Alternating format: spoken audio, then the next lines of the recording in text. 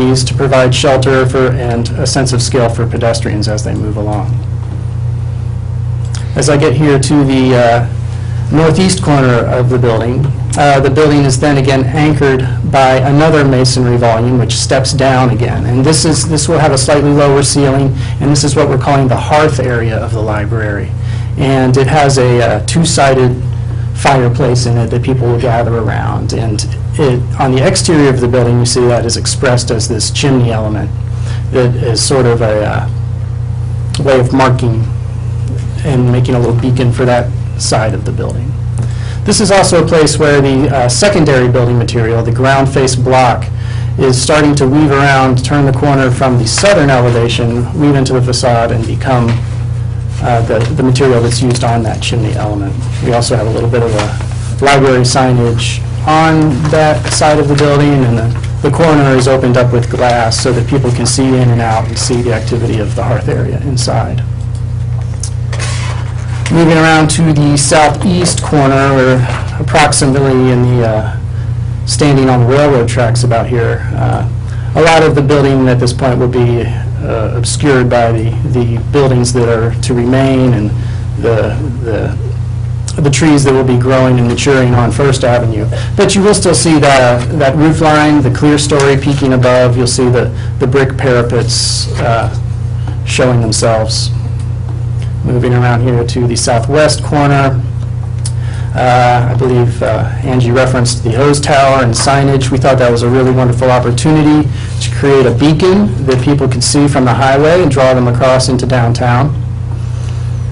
And since we're preserving that as a historic element of the existing City Hall, as being seismically upgraded, cleaned up, repainted, we're going to remove the old ductwork that's poking out the top of it. Rachel, one more question for you. In this design, just out of curiosity, with the 3 different public meetings, were there any major overhauls or any changes made to this from the first design? Or not major overhauls, typically refinements. We presented some options in each one, got feedback. For example, one example was the discussion of terracotta panel. It was a terracotta tile product we had proposed that we thought would be sort of a 21st century way of siding, cladding the building that was still sympathetic with the brick of the City Hall. But we also had brick as an option, and so we would present both and get feedback. And there were people on both sides of the fence for that. Ultimately, it was the budget that helped us make that decision, and we were all happy with that. We think it'll be lovely. But and then there were other things we would present in terms of like interior treatments that we would get feedback on. One reason I asked is, I don't know what, nobody apparently brought this up, it's probably not in our purview, but it strikes me as curious. In a library, when I go to the library, my kids run crazy. Particularly if the Bricks and Minifigs guy is there. And what's going to go on with this kind of a fireplace? If I've got little kids running around, there's a fireplace burning, how is that supposed to work out? Oh, it's not in our purview, but I'm just curious, yeah. Well, we have done a number of these before, and we've learned some lessons along the way, that there's a certain fireplaces and there's a surface temperature, there's glass over the flame for one thing, and you get the right kind that you realize that it's warm, it's heating up your finger, and you have time to take away your finger before it gets hot. And there's also detailing in terms of using the right masonry surround, whereas metal gets really hot, but masonry is fine. So, and there's a raised hearth in front of it, so it's kind of a built-in barricade. But this is the new alley we're creating, which provides access to that book drop. It's primarily driven a lot in size by the needs of the fire department access.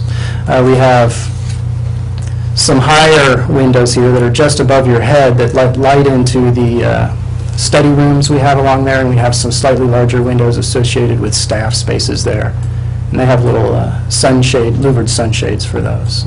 Add a little shadow and detail to that side of the building.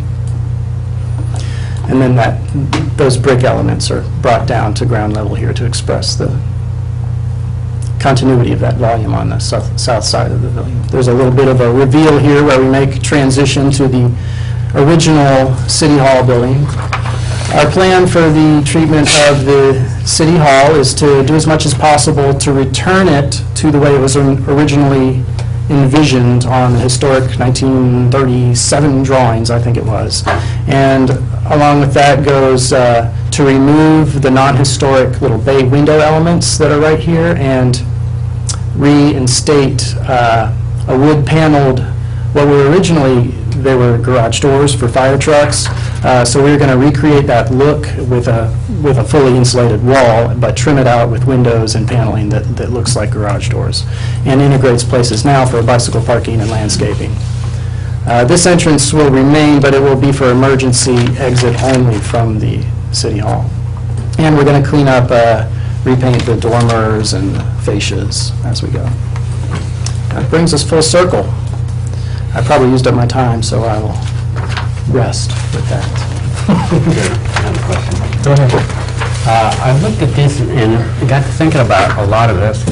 And in the northeast corner, you have glass and stuff there, but when you look at that, there is no exit. What if we had an emergency? There should be some type of an exit for, and especially that's in the children's corner. There should be some kind of an exit, emergency exit, to get out of that building if something would happen. And there is no exits all the way around that northeast corner, except for that little one by the loading ramps. Right, that is your nearest exit right there. What's that? You were correct, this exit by the Right. the ramp here is your nearest exit. But there is nothing on the northeast corner, and you have a vast area there, and to me, you should have some kind of a emergency exit to get out of that building. I'm wondering if you could put one in there where the glass is at. Now, there is glass, but, you know, it'd be just emergency exit only. Because people could get trapped in that building there in that corner. I can throw in a bit of a comment on that one.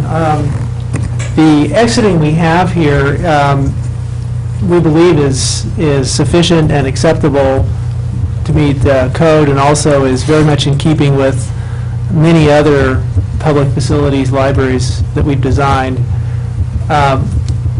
When you have a facility like this, you do need to provide a number of different exits and different exit paths, and we have done that here. There is a practical issue if we were going to attempt to put a exit directly in that corner, and that is that the finished floor elevation of the library in the northeast corner is about 30 inches above the sidewalk. So there's a grade change issue there as well. So we're comfortable and we're confident in the way the building is laid out relative to fire and life safety. We don't feel as though there's anything unusual. We wouldn't propose anything unusual or certainly unusual or dangerous. That's not the way you want to design a public library. So I think your concern is absolutely valid, but what I'm putting forward is that we think that we have addressed it in the proposed design.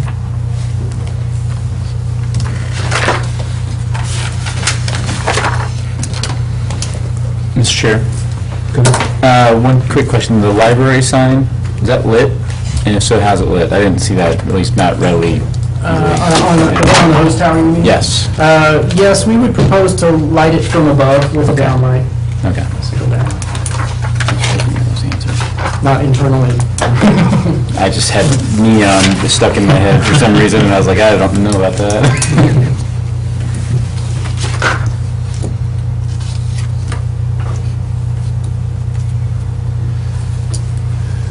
Are you the only two that are going to speak from the applicant's side, or is there? Eric may chime in as needed. Okay, well, I have a question. So, the thing that strikes me here, just looking at this from the 10,000-foot level, is we have an application for the library that may or may not have a requirement that it be 2 stories. We're not doing it 2 stories, but yet we're asking for a variance on the landscaping because it's too wide and too robust and too berthy by being 1 floor to have that square footage area. Seems to me a little bit ironic that we're, you know, pushing the envelopes of the code on landscaping because we have to go wider and ignoring the requirement from the code that says 2 floors. Why did that come out in the design, and can you address those two topics?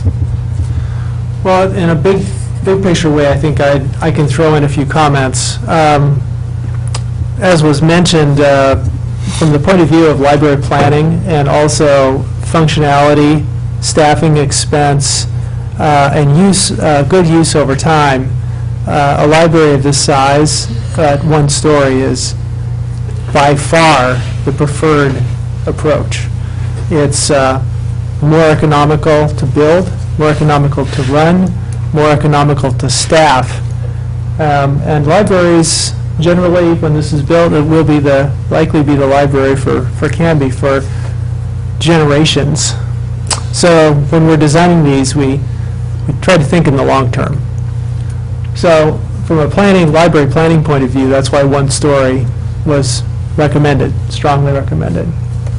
From the point of view of the layout, the second story, if it had to happen, it would need to be very large for it to be useful for efficiency, because once you put a second story on and you have the public up there, you've got 2 stairs, you've got an elevator, you have mechanical shafts, you have a lot of things going on.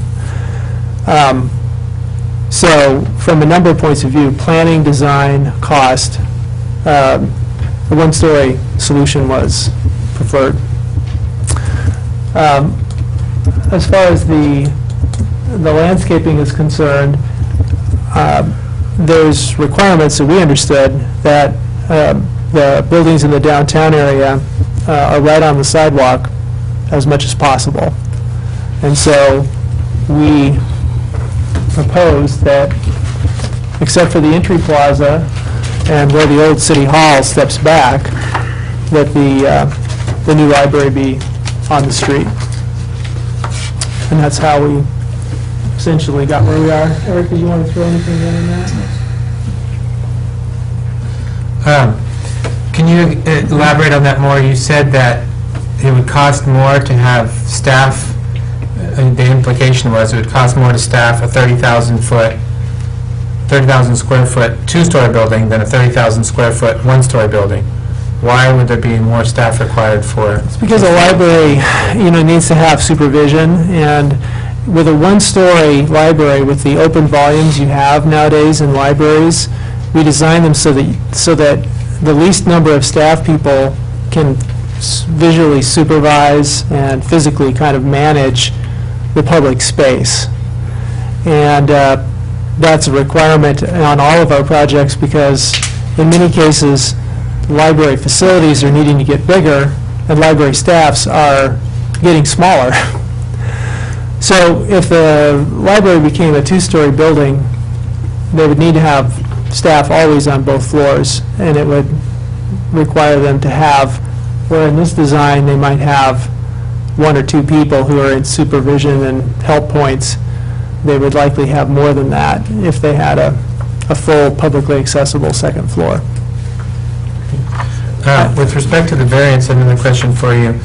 Our code requires that the exceptional or extraordinary circumstances requiring the variance result from the tract size, shape, topography, or other circumstances over which the owners of the property have no control. I'm struggling to figure out what was the list of things I said, the size, shape, or topography of this, if we're going to be, clearing out, if this is a total demolition of the building we're in right now and other areas out here, how does the owner not have control over the property there? How can we even say that would be complied with in this circumstance, since we're building from scratch? I don't believe that in our application we were asked, making a case for compliance with the landscape area requirement. We were essentially saying that the library needs to be a certain size, and because it's an urban building, we're taking it to the street, and that was an appropriate response to the downtown requirements. So we weren't proposing that there was any kind of offsetting adjustment to the landscape requirement.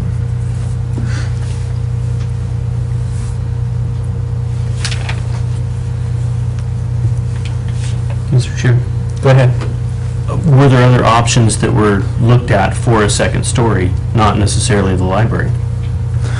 There were in a previous concept where the library was on the south side of the block, but that was in response to a request from the city to see if city office space could be incorporated into a library design. We never, in any of the versions of the scheme, proposed or recommended that the library facility, public spaces be on more than one floor.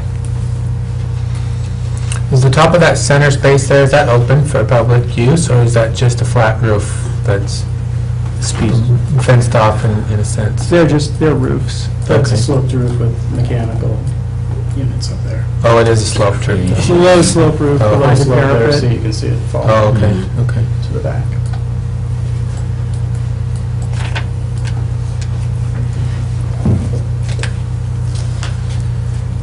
Any other questions for the applicants?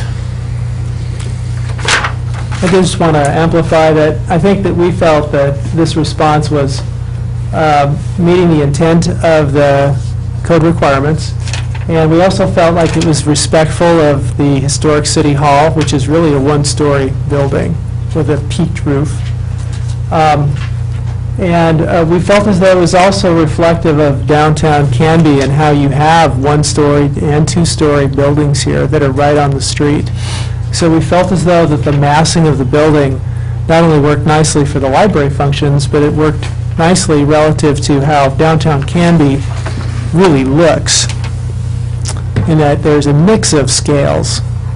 And so we felt that this design was respectful of all of those components of what's in downtown Canby.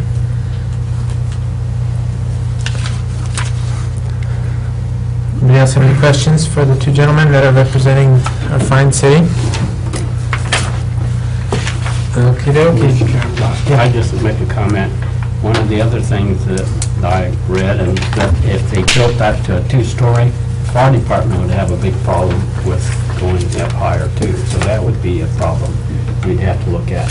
If you go to a two-story, the fire department doesn't have adequate equipment to go to a high two-story. You tell me that, I'm on the second floor of the Grand Building. I'm going to get to a member of the charter.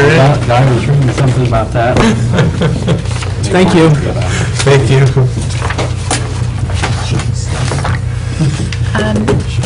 Okay, next we have any other proponents besides the applicant? Anybody else want to speak in favor of the applicant? Okay, hearing no other proponents, sir, I'll ask you to retire from there if somebody comes up. You can maintain your comfort level there. Is there any opponents that anybody decided to speak? Did anyone sign up? I did see people writing back there. Are they just writing their names in? Just signing in. Okay, sorry, would you like to come up and, Well, when I first came in... come up please, and just say your name so we can get you on the record. Thank you. And your name and address so we can get you on there. My name is Robert Baxter, and I live at 1395 North Birch Street here in Canby. And I'm not coming here as for or against, but when you announced at the beginning, are there people in the audience who'd like to speak, I thought it had to do with a non-agenda item, so I didn't raise my hand or fill out a card, but... You got all the time you want right Thank you. now. Not all the time you want, but a lot. Well, I followed this very carefully. I followed the whole development of the library and its planning from beginning till now.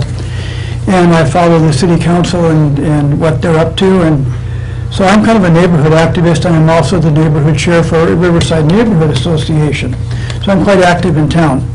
And I followed the city council. And when you're wondering about ownership of the land, I say to you, and I noticed I got a couple of days ago that the city council is meeting Wednesday night in executive session dealing with real property, which is their right to do in executive session. And I see there's nothing on the agenda for when they come out. So I know about Robert's Rules of Order, they cannot come out and make a decision after that. So whatever goes on Wednesday night, even if they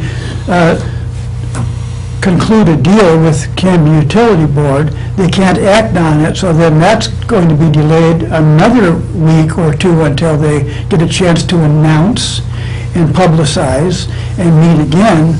And I say to you guys this, you really, if you're making a decision tonight or even leaning to making a decision tonight, ask yourself if there's any guarantee that the city is going to buy that property. I have a hunch somebody mentioned putting the horse before the cart. I think you're spending time for something that may not happen. I know the city council, some of them might not want to do it. So, that's all. Thank you. Thank you. So anyone that has neutral comments or opponent comments of any kind? Yes, sir. Come on up, state your name and your address for the record. Why don't you go to this one? I'm not sure if that one's turned on, just to be on the safe side. Plus the camera is directed to this one. My name is Matt Michael. I'm the general manager at Canby Utility, and you have the comments that Canby Utility provided to you in the May 6th letter, and I just wanted to take 5 minutes time to provide some clarification based upon some questioning I heard the commissioners have earlier. And I'll really just try to walk through the points of that letter, confine my comments to that. As to the proposed condition of approval A12 of putting the ownership issue in the section B, the reason we asked for that is because it keeps things, going back to that analogy, putting the cart before the horse, it keeps things clear as between Canby Utility, which is an independent municipal agency under under Chapter 10 of the city charter, that we're acting at arm's length in this transaction. And so consequently, any permitting or site activity going on, Canby Utility would like to know that that transaction has occurred. And so consequently, things can go forward smoothly and sort of in clarity. Also, I wanted to clarify that the city has made an offer to purchase all 3 tax lots that Canby Utility owns. So right now, the city and Canby Utility are in negotiations for that nature of purchase. Earlier, the commission had expressed a land swap issue, but that's not currently the discussions going on, which is public record. Let me quickly move to, as to the loading berths comment we provided, really it was just some confusion when we looked at the record that the description that we cite to you on page 63 of the packet talks about primarily the loading and unloading will occur indoors right next to the book dock. However, the loading dock would be placed at the end of the alleyway, which is tucked out of the way. So just sort of common sense approach, well, if the county library district truck is pulling up and it's going to unload books through those doors, then it appears that you may not call it a loading dock, but is essentially a loading location. So we wanted to draw the commission's attention to that and get some clarity for flow purposes on the site itself. If indeed the loading dock exists down at the end of that alleyway, well then perhaps an instruction that trucks making deliveries park themselves there, and the deliveries then be made either through that ramp, through that side door, or through the other doors to help clarify the flow of traffic through that alleyway. As to the parking matter, really what Canby Utility wanted to raise to your attention is that a Type 1 process really provides no input for us, either as owners or as renters. If indeed we do sell the 3 tax lots, we will need to remain on the property for a term of years until we're able to relocate from the property. So through a Type 1 process, we wouldn't be afforded necessarily notice, which staff has suggested to do that, and that's good, and we propose that. But also, again, as potential tenants in this scenario, we'd like to give the commission an opportunity to see that indeed at arm's length and for our business purposes, our traffic flow on that site is fairly significant as well, and you're putting 2 traffic flows right next to each other. I think in the application it said 50 drops a day through the library. I'm sorry, 75. It's Canby Utility that has about 50 drops through its drop box a day, from what I count from envelopes coming in. So that was the nature of the request for addressing parking, is just merely to give Canby Utility a voice when that's addressed, and potentially the commission an opportunity. And then, real quick, the landscaping variance, we as much raise that as just sort of a safety concern. Because you are going to have circulation of library patrons, circulation of Canby Utility customers, if landscaping can help, provide some safety, clarity, guidance, then we wanted to at least put that out there for the commission to consider. So I hope I haven't overrun my 5 minutes, and I'm more than willing to answer any questions you may have. Mr. Michael, I have a question for you. Yes. Can you elaborate a little bit on, you asked us to review the parking issues. I understand, I don't know what you do for a profession. I know you're the manager of the Canby Utility Board, about all I know. But what are these parking issues? Our code, Chapter 16, subsection 49050, says conditions can be placed on a site design and review approval, such as protecting the public from potentially dangerous effects of the proposal, and fulfill the need of the services created, increased in part or attributable to the proposal, and/or further the implementation of the requirements of the Canby Municipal Code. I don't know if you know them. I don't know how much you know about the technicalities of parking, but what are these issues? What are the parking issues, so we can at least have them in our head, be able to try and address them? Well, no, I'm not working familiarity with the code aspects, but it's more of a yeah, I know. I have another job, too. I'm general manager. It's really just the common sense aspects of what we've engaged, and had a good conversation with the city throughout the project about how exactly will flow work for the traffic, and they've made some proposals for that part of the lot that we're on, about how traffic can flow through there. And really, it's the drop box matters that are of significant concern. Like you said, we do have significant traffic coming up. What would that be? The one side of the utility building. Yeah. And then indeed the library drop-off box would be coming right out past that. So we wanted to make sure that there's enough clearance, and we mentioned turn radius. That's a really significant issue for us. We have people who like dropping off their bill or delivering their bill, who like to drive a little slower and a little bit more cautious.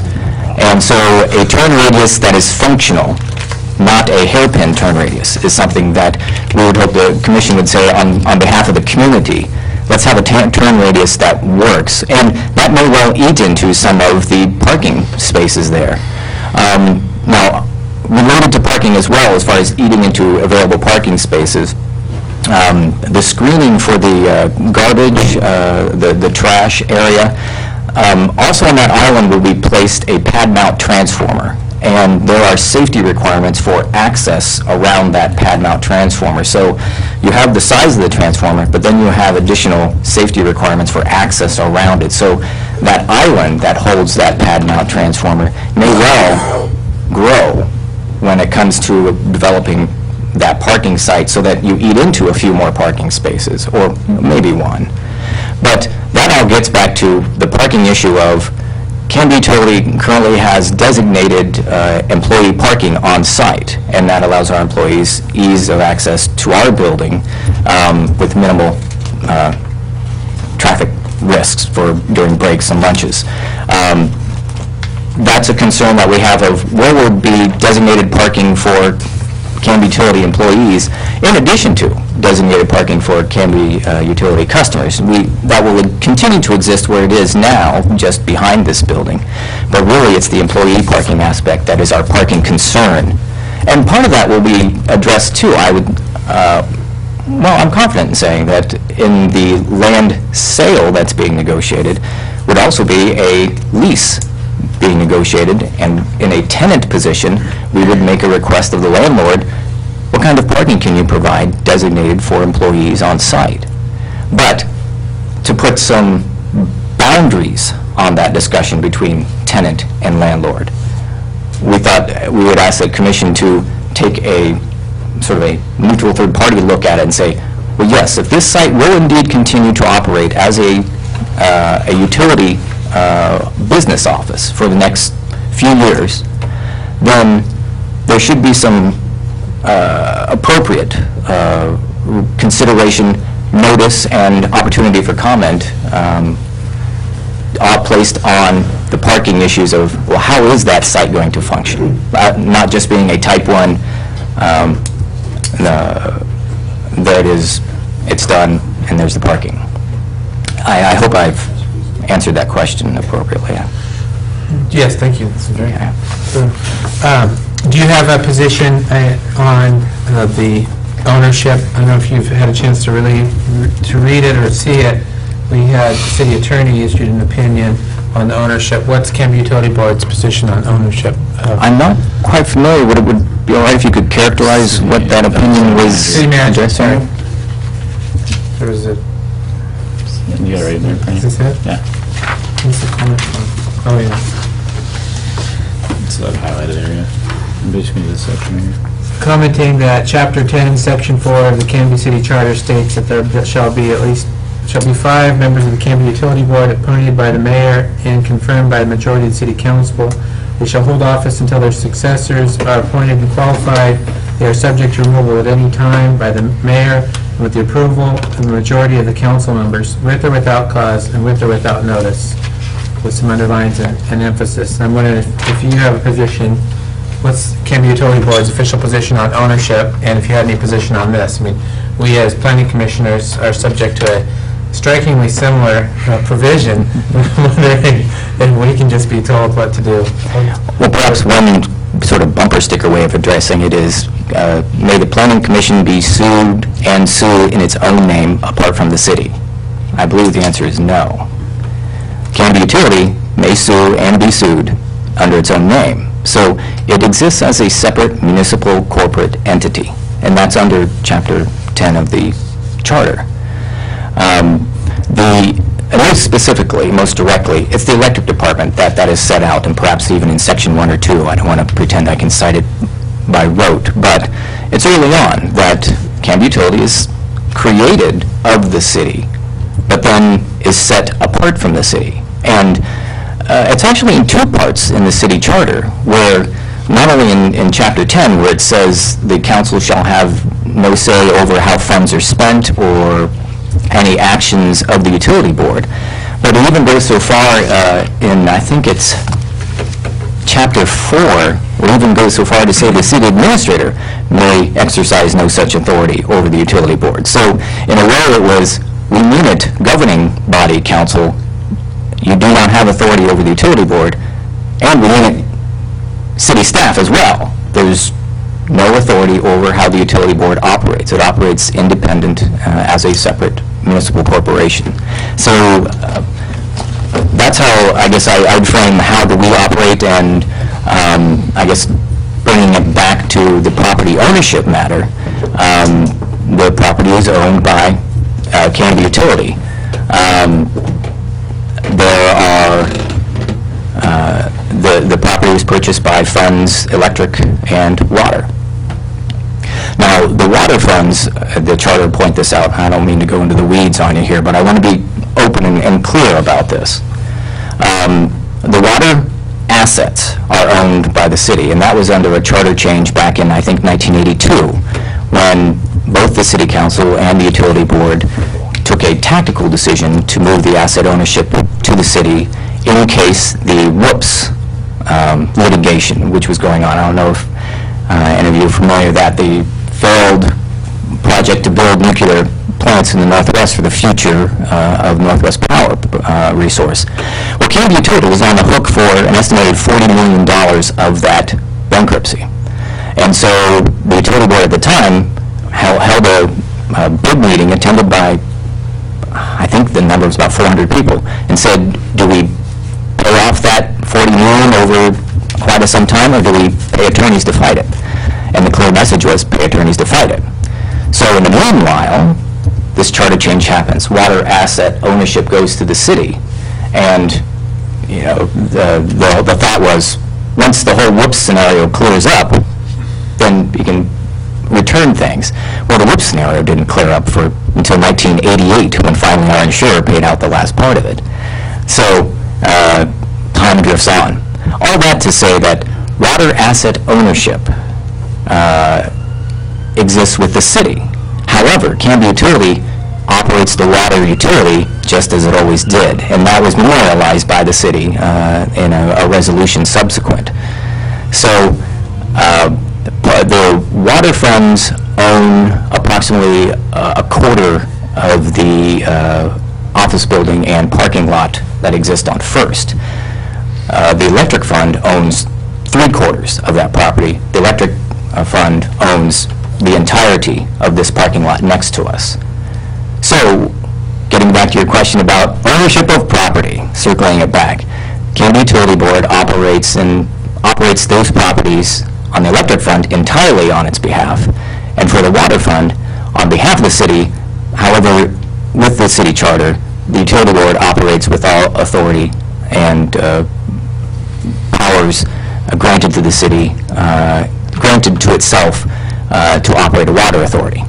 So that's how it's blended, but it's one of those things, it's on paper and on paper only, and otherwise we operate the water utility exactly the way we do the electric utility, independent, sticking to our knitting of putting wire and pipe in the ground. Mr. Chair? Any other questions for Mr. Michael? Yes. I do. Does the city have any input on your budgeting cycle No. at all? Okay. No. Part of the agreement is, with the water operation intergovernmental agreement, is to provide them an update. And so, indeed, the city council has been very good about appointing a council liaison, and that liaison has traditionally always done a really good job of keeping the two bodies informed of what's going on and what's happening. And we do provide our audit and our budget to the city, not only directly, but also to the city library for folks to review as well. Mr. Chair. Yes, go ahead. Mr. Michael, how many on-site employees are there at Canby Utility, roughly?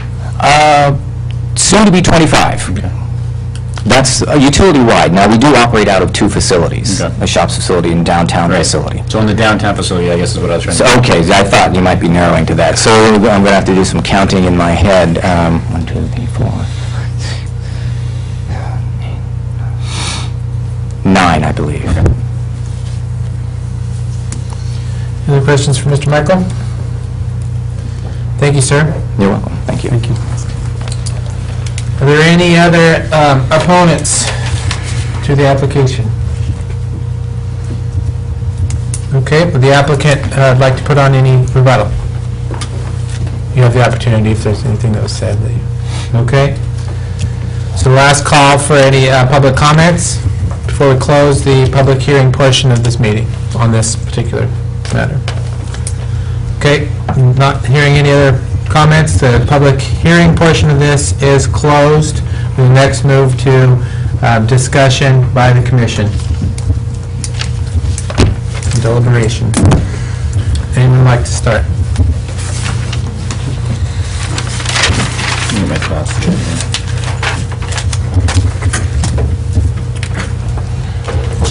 Okay, Mr. Savory.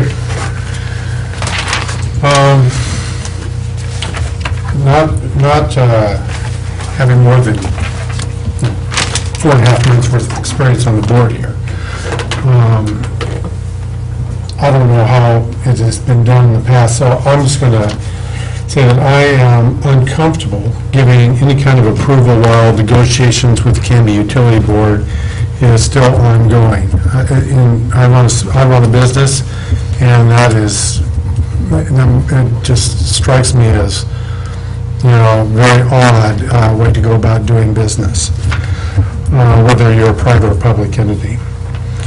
Second, our code 1641.010 states that the development will be a minimum of 2 floors along the street in the C1 portion of the core commercial area. I know that there was a lot of discussion around that, and I truly appreciate the idea that we're going to have cost savings of a building, by building a one-story building, but that is really not, part of our purview or our mandate. So I believe that we certainly don't make we should make that a consideration in this instance, because we don't do it for private entities either. I'm also very concerned that we are being asked to give essentially a get-out-of-jail-free card, bypassing our codes, regulations, and procedures that we would not give to a private entity in any way, shape, or form, just because of time considerations, because, as Sean pointed out, those time considerations by a private entity wouldn't make any difference otherwise, and hasn't in the past. And I share the concerns of Matt and Michael concerning the parking and turning radius issues, and those need to be resolved, in my mind, first. I am uncomfortable, again, putting the cart before the horse by saying that these issues will be resolved at some later date. It sounds like we are being asked to pass the bill before we know what the outcome is going to be, so we can see what's in the bill, I guess. So I am uncomfortable with. Mr. Saber, let me ask you one question about what you had said. Staff pointed out earlier, and it's my belief that they are 100% correct on this, that the Chapter 16, Section 41, subsection 10 part that talks about the purpose statement, if we are to apply that as an approval criteria, the 2 floors, then we would need to issue an official interpretation that is an approval criteria. And you read the language that it will be a minimum, ensures that the development will be a minimum of 2 floors. You read that. So is that what you're suggesting, is that it be our interpretation that be an actual approval criteria and not just a nice statement? Yes. Okay. Or at least, I mean, that's your comment. There's not a proposal on the table, but I'm just wanting to That's my understand you. comment. Okay. Anybody else want to? Mr. Chair, my feelings are similar to Mr. Savvy, that we don't know for sure what's going to happen, and I don't feel like we got enough information to really make a statement here that we approve of this. And I also still have problems with the exits there, and I just don't feel that there's fire safety. I've been involved with certs and stuff like that, and I just feel like could be a real hazard, not having an exit on the northeast corner of the building. But otherwise, I have no problems with the design. I'll take the liberty of going next, and then we can move on. Mr. Savory mentioned something that struck a chord with me. I think he used the term uncomfortable, and I hadn't thought of that until just now, but that's really how I feel here with this whole scenario. Seems like we've got a conflict going on between 2 different government entities that are sort of, in essence, in a disagreement, asking us to sort of get in the middle and decide it. And what I mentioned earlier, it doesn't seem fair or appropriate to me for us to give, if you will, the city, on one hand, the leverage and the upper hand in negotiating power against Canby Utility Board, because we've already, if we had already issued a permit and an approval for them to go and do something, where then the Canby Utility Board is saying, I've got this locomotive, coming right at me, and we wouldn't give that same opportunity to anybody else. We have a requirement that there be a complete application that be signed by all owners, and that's not the case here. I think it's clear that that's not the case. Now, maybe technically, yes, the city could remove all of the Canby Utility Board members, replace them in their entirety, and just do a complete clearing house, but I don't think that's realistic, and I don't think that's what we're talking about here. So I feel like it's not complete. And because I raised the question of the appeal, I think we need to be very careful and get this right. I'm actually not sure what would happen. It's not necessarily my job to decide today what would happen if this were to get appealed to the city council. But I am wondering what actually would take place if they would redecide this, even though they are on the Urban Renewal Agency or not. And so I think we need to pay particular attention to make sure we get this right. One, because of all the procedural things, but also to the public. As I think Mr. Joyce had mentioned, there's some of these things we wouldn't afford to other people, other applicants. We wouldn't just to a random developer, give them some of the leeway that has been asked for in this particular application. And going on in specifics with regards to that, I agree with what Mr. Savory said. When I read Chapter 16, Section 41, I see that as being the proposed FAR in conjunction, so the two mixed together with the maximum lot coverage ensures that the development will be a minimum of 2 floors along the street. I don't think that's giving any options. And when you say ensuring and a minimum, I don't see how that is, there's an adjective that's escaping my mind right now, but aspirational. I don't see that as being aspirational and like a purpose statement. So I'm not sure how we go about that one. And then I was trying to, I mentioned to the applicant specifically, the staff in a fantastic report here said on page 43, and I agree with staff, and why they wrote this is probably very smart, that we were to refer to the applicant's narrative for their stance on why Planning Commission should grant the variance. And I asked them specifically, why would they meet this variance? The criteria on the variance, in order to grant the variance, they have to be able to show that the exceptional or unique conditions of the property which necessitate the issuance of the variance were not caused by the applicant. Okay, well, here we have the applicant being the city, who is doing a demolition, and presumably everything will be torn down before anything's built back up, so they certainly could comply with landscaping requirements. Again, I'm not a huge advocate of landscaping requirements in general, but that goes back to, do we afford special favorites because it's to ourselves or to the city that's going to benefit from this, as the city as an entity, that we wouldn't give to regular residents. Again, the exception variance number 1 standard, there's exceptional and extraordinary circumstances that I read earlier, and there wasn't any evidence presented on any of those criteria, so I don't see how even we could approve the variance part of this, because there wasn't evidence presented on that aspect. So for those reasons, I'm thinking that this needs to go back to the drawing boards or be modified slightly. It doesn't sound like there were any real overhauls of the library. I mean, the concept of the library, I got to compliment you guys on your architecture and design. That thing just looks beautiful to me, personally, in my personal tastes. And obviously a fancy, nice, magnificent library would be great, but I don't see how we can approve it, in my thoughts. You're done? Yep. Mr. Chair. Mr. Joyce, go ahead. So I'll start off with things I have got no issues with. I don't disagree with the interpretation of the code. However, I don't have a problem with the design of the building either. But that hasn't been asked as a variance in the project, so that might be an issue there. The landscape, I actually don't have a problem with the landscape requirement associated with this, because I think if you look at the rest of the downtown core, this building actually continues on with the feel and the structure that's associated with the downtown core. We're not putting a park in the middle of some place that doesn't need a park.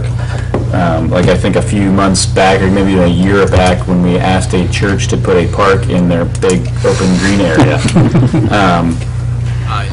My stance, I got really very little issues with the design of the project and such that's associated with that. One thing that will get people in our shoes or shorts, whatever you want to call it, quicker than anything, is, as I found out a couple years ago, is traffic. One way, two way, whatever way it is, they'll get upset. When you've got all the utility customers for the city of Canby focused into one area, at least a temporary or whatever, you've got at least 50 people, you got 50-ish people dropping off bills daily. And then you're going to have a major draw. I mean, this library is designed to be a major draw. You need to make sure that, and this is where my questioning earlier was concerning, is are we creating a traffic problem? Or are we going to mitigate that well enough? And without having any sort of information, it's kind of hard to understand that. I agree with what Angie was saying, though. We do need to probably have something in there about the site and design of the trash bins being in there, because there are some issues associated with the transformers, as was brought up by Mr. Michael. So you have the traffic, you have the building, the landscaping. The design, I think, is fantastic, I truly do. But I have got a significant heartburn issue with the ownership issue. I am always a big believer that we need to do it right if we're going to ask the other people to do it right. That thing needs to be settled.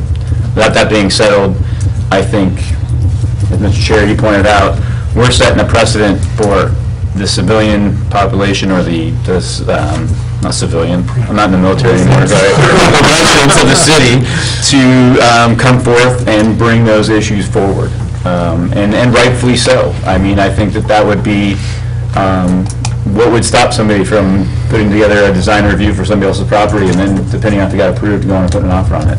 You know, one, that ends up wasting staff's time, and it would end up wasting other people's time. I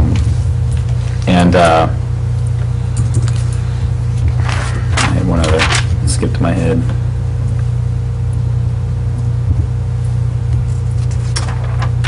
Those are my big issues at this point.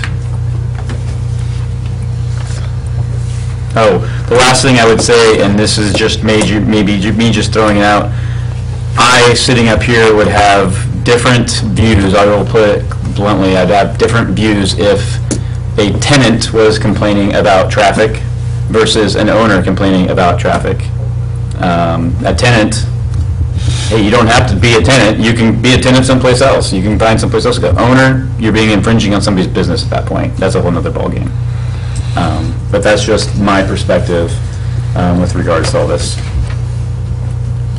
And with that, Mr. Proctor, do you have any thoughts on this, or? Love the design. I think it looks great.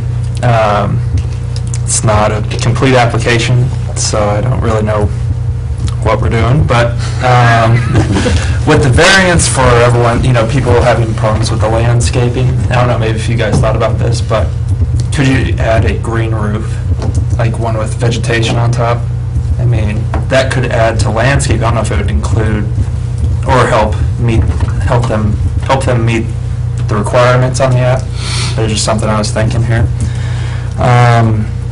But yeah, I mean, it looks great. I'm okay with it being one story. The reason, because the roof is so high and it's so open, that, yeah, that would be great to read in, especially on a, you know, any day really, even if it's raining outside or if it's a beautiful day. But the code does say it should be two. So that's, and I don't think that we should give ourselves a free pass just because we're working with the city. I think that if we're going to make a resident follow those requirements, we should absolutely have to follow that as well. But I love the design at the same time. But, you know, it's in black and white, that should be there, the 2 floors. Any discussion, or?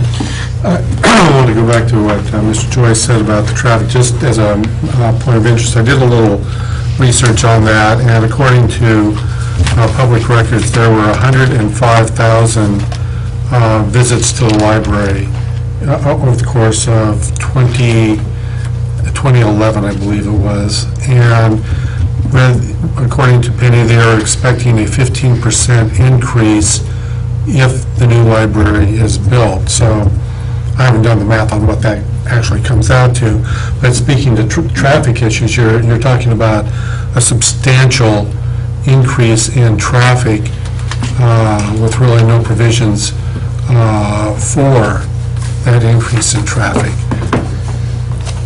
So you're talking about an extra 15,000, 20,000 library visits per year, and at least according to library records. Mr. Chair, the page that you're on there, that's one of the issues that I had with the traffic study that we were looking at. The one corner that they did not do is the corner that the library's on now.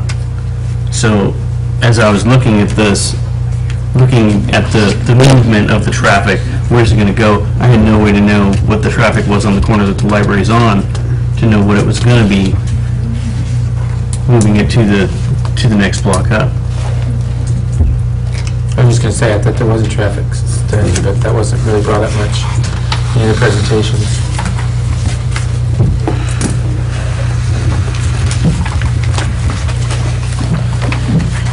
discussion or any motions or questions or any of that sort? We'll be all in order this time. Would it be out of order for me to make just a couple quick comments? Go ahead. You were just talking about the traffic, and so I did want to make clear that the applicant, the city, spent considerable money doing a full-blown traffic study and analysis that included the parking lots, everything from First Avenue to Third, and did off-site analysis because we're so close to the busy intersections on Highway 99E, and included those in the analysis with trepidation because those, the Ivy and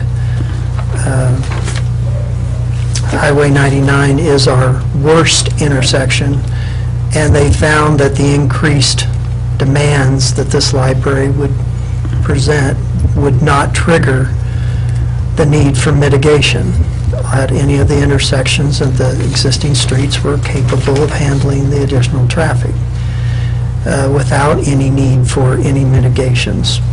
The only consideration that came close is when are we going to make the improvements to the First Avenue and Ivy intersection so that we follow the transportation system plan and limit the turning movements and crossings and that kind of thing. And the thought was that the library, as proposed, doesn't trigger the need for that, but when the other half of the block redevelops, it may. And so that was the thoughts there related to that. And then probably just thinking about the conundrum of if the decision of the Planning Commission tonight on this was appealed, the appeal would go to the City Council. And they have already considered this item, but they haven't considered it in any way, shape, or form in terms of the review criteria for a site and design review. And so they may have had considerations on whether they wanted to do a library and wanted to promote doing a library and have gotten it to this stage, but no one has, on the City Council, has made any evaluation to the review criteria for a site and design review. And they would be subject to that if an appeal was in front of them in evaluating the appeal criteria.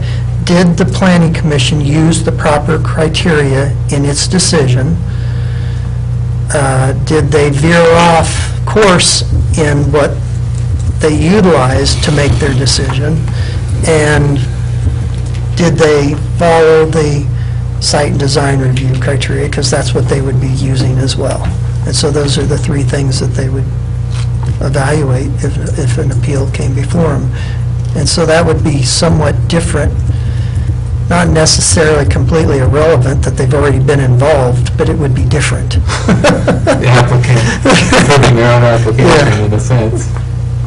So, Mr. Chair, just to clarify with Brian, just my statement, just to make sure that it is clear, is my issue with the traffic, the traffic study doesn't worry me, and actually even the locations at the corners and stuff like that is not a concern of me, because I believe that it's not really going to impact it any more than it really has already at this point.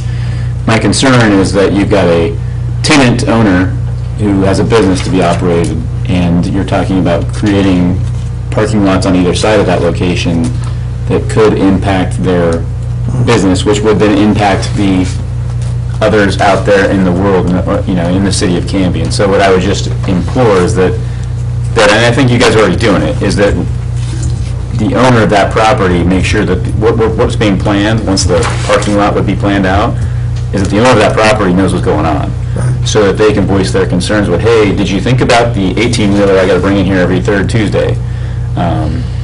Not that that's obviously, obviously grossly exaggerating, but so things aren't being created in a vacuum that create secondary and tertiary problems that no one was really